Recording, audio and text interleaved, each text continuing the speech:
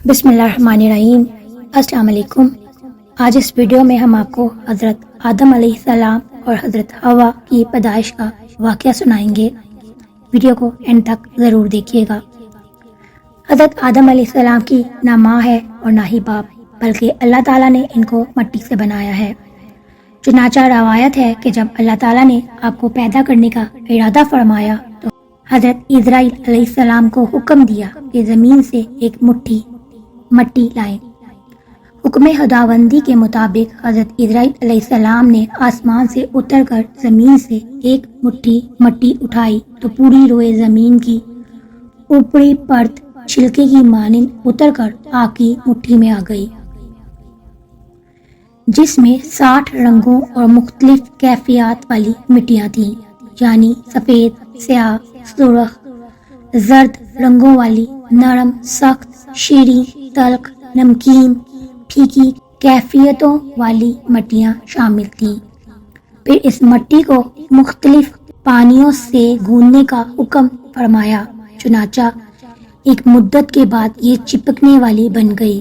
پھر ایک مدت تک یہ گوندی گئی اور تو کیچڑ کی طرح بدبودار گاڑا بن گئی۔ پھر یہ خشک ہو کر کھنکتی اور بجتی ہوئی مٹی بن گئی۔ پھر اس مٹی سے حضرت آدم علیہ السلام کا پتلا بنا کر جنت کے دروازے پر رکھ دیا گیا، جس کو دیکھ کر فرشتوں کی جماعت تعجب کرتی تھی، کیونکہ فرشتوں نے ایسی شکل و صورت کی کوئی مخلوق کبھی دیکھی ہی نہیں تھی۔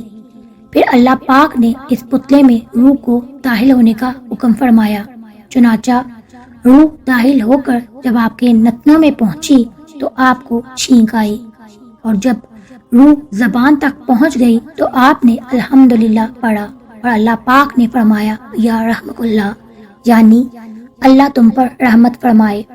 اے ابو محمد،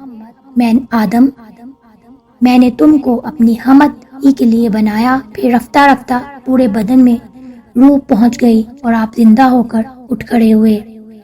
جامعہ ترمذی اور ابو داؤد میں یہ حدیث ہے کہ حضرت آدم علیہ السلام کا پتلا جس مٹی سے بنایا گیا، چونکہ وہ مختلف رنگوں اور مختلف کیفیتوں کی مٹیوں کا مجموعہ تھی، اس لیے آپ کی اولاد یعنی انسانوں میں مختلف رنگوں اور قسم قسم کے مزاج کے مطابق لوگ ہیں۔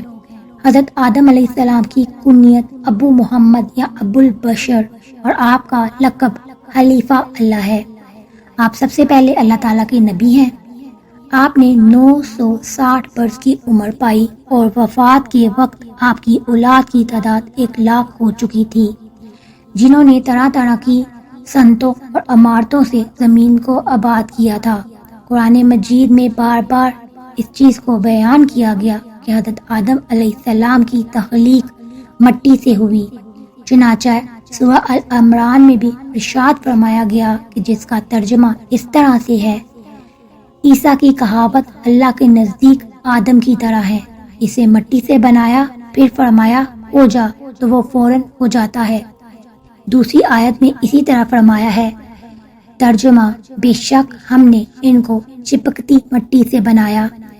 کہیں اس طرح سے فرمایا ہے، اور بے شک ہم نے آدمی کو بجتی ہوئی مٹی سے بنایا جو اصل میں ایک سیاہ بودار گاڑا تھی۔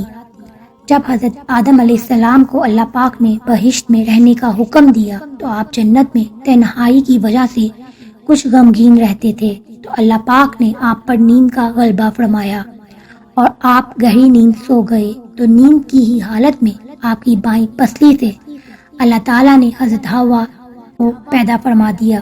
جب آپ نیند سے بیدار ہوئے تو یہ دیکھ کر حیران رہ گئے کہ ایک نہایت ہی خوبصورت اور حسین و جمیل عورت آپ کے پاس بیٹھی ہوئی تھی۔ آپ نے ان سے فرمایا تم کون ہو اور کس لیے یہاں آئی ہو؟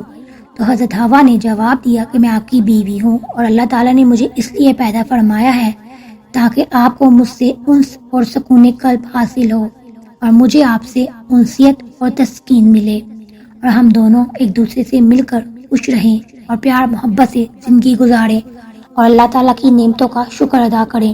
قرآن مجید میں چند مقامات پر اللہ تعالیٰ نے حضرت حوا کے بارے میں ارشاد فرمایا ہے، ترجمہ اور اسی میں سے ان کا جوڑا بنایا اور ان دونوں سے بہت مرد اور عورت پھیلا دیے۔ حضرت آدم اور حوا علیہ السلام کی تخلیق کا واقعہ قرآن مجید کے ان عجائبات میں سے ہے جس کے دامن میں بڑی بڑی عبرتوں اور نصیحتوں کے انبار پوشیدہ ہیں، جن میں سے کچھ اس طرح سے ہیں کہ اللہ تعالیٰ نے حضرت آدم علیہ السلام کو مٹی سے بنایا اور حضرت حوا کو حضرت آدم علیہ السلام کی پسلی سے پیدا فرمایا۔ قرآن پاک کے اس فرمان سے یہ حقیقت عیاں ہو جاتی ہے کہ اللہ تعالیٰ نے انسانوں کو 4 طریقوں سے پیدا فرمایا۔ اول، مرد عورت دونوں کے ملاپ سے، جیسا کہ عام طور پر انسانوں کی پیدائش ہوتی ہے۔ دوسرا، تنہا مرد سے ایک انسان پیدا ہوا اور وہ حضرت حوا ہیں۔ اللہ تعالیٰ نے ان کو حضرت آدم علیہ السلام کی بائیں پسلی سے پیدا فرمایا۔ نمبر 3، تنہا ایک عورت سے ایک انسان پیدا ہوا اور وہ حضرت عیسیٰ علیہ السلام ہے، جو کہ پاک دامن کنواری بی بی مریم علیہ السلام کے شکم سے بغیر باپ کے پیدا ہوئے۔ نمبر 4، بغیر مرد عورت کے بھی ایک انسان کو اللہ تعالیٰ نے پیدا فرمایا اور وہ انسان حضرت آدم علیہ السلام ہے کہ اللہ تعالیٰ نے ان کو مٹی سے بنایا۔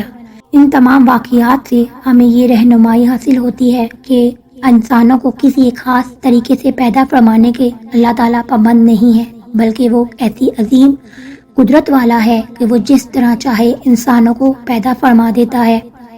ان 4 طریقوں سے اس نے انسان کو پیدا فرمایا۔ اس کی قدرت، حکمت اور اس کی عظیم الشان خلافیت کا نشان عظم ہے۔ سبحان اللہ، اس میں کوئی شک نہیں کہ تخلیقی انسان اس قادر مطلق کا وہ تخلیقی شاہکار ہے کہ کائنات عالم میں اس کی کوئی مثال موجود نہیں ہے۔ اللہ اکبر۔ ممکن ہے کہ اگر مرد نہ ہوتے تو کیا ہوتا؟ کوئی مرد یہ خیال کرتا ہے کہ اگر ہم مردوں کی جماعت نہ ہوتی تو تنہا عورتوں سے کوئی انسان پیدا نہیں ہو سکتا تھا۔ اسی طرح ممکن ہے کہ عورتوں کو یہ گمان ہو کہ اگر عورتیں نہ ہوتی تو تنہا مرد سے کوئی انسان پیدا نہ ہوتا۔